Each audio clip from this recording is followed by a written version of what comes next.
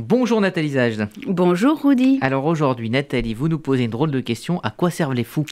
Oui Rudy, pourquoi dans la tradition juive, à l'inverse de la psychiatrie qui établit des diagnostics aux allures de malédiction, schizophrène, paranoïaque, autiste, hystérique, et qui administre d'ailleurs des médicaments qui font taire le malade, pourquoi dans la tradition juive on fait le contraire?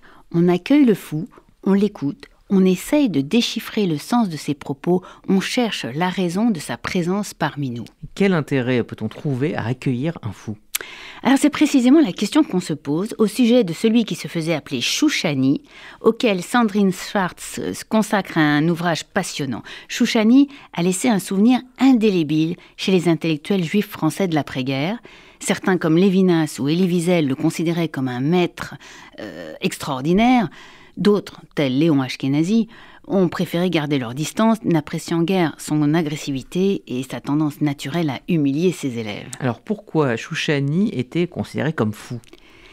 C'était un SDF, il était sale, il mangeait surtout du pain, il dormait dehors ou chez ses élèves, et il avait un cerveau, une sorte de machine, un mixte entre un ordinateur et un scanner qui enregistrait toutes les connaissances avec lesquelles il rentrait en contact. Il pouvait citer n'importe quelle page de tous les textes sacrés. Il connaissait aussi les mathématiques, la physique quantique, la philosophie, l'économie, l'histoire. Il maîtrisait plus de 30 langues. Il connaissait par cœur les dictionnaires de la première page à la dernière page. Bref, Chouchani, en vérité de son vrai nom Hillel Perelman, un nom qu'il a toujours caché, était un cerveau anormal dans le corps d'un homme peut-être pas tout à fait normal non plus. Alors, Chouchani était né en Pologne en 1895 et il est mort en Uruguay en 1968. Il a débuté sa vie comme singe savant. Son père le présentait de ville en ville et gagnait son argent grâce aux démonstrations publiques des capacités intellectuelles hors normes de son rejeton. Perelman était une sorte de Mozart du Talmud, Et il aurait dû, selon la tradition des Juifs de Pologne, être marié à la fille d'un notable qui lui aurait garanti une vie agréable, de grand rabbin. Mais il a fui. Il a vécu en Palestine, en Afrique du Nord, en Europe et en Amérique, en ne restant jamais longtemps au même endroit. Et toujours sous un faux nom.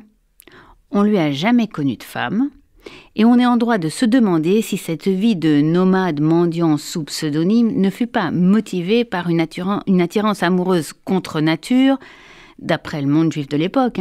Je veux parler de l'amour des hommes, voire de ces jeunes étudiants. Alors qu'est-ce que ce génie a-t-il transmis?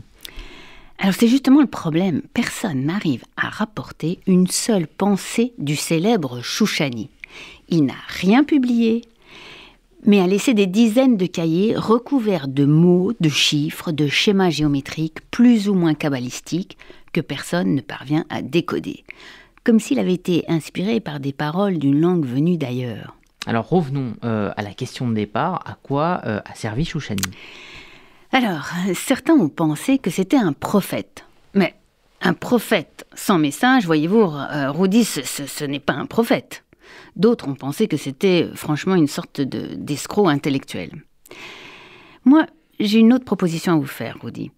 Voyez-vous, parfois les fous ne sont là que pour mettre du désordre, comme ces étrangers qu'on accueille au sein d'une communauté devenue stérile.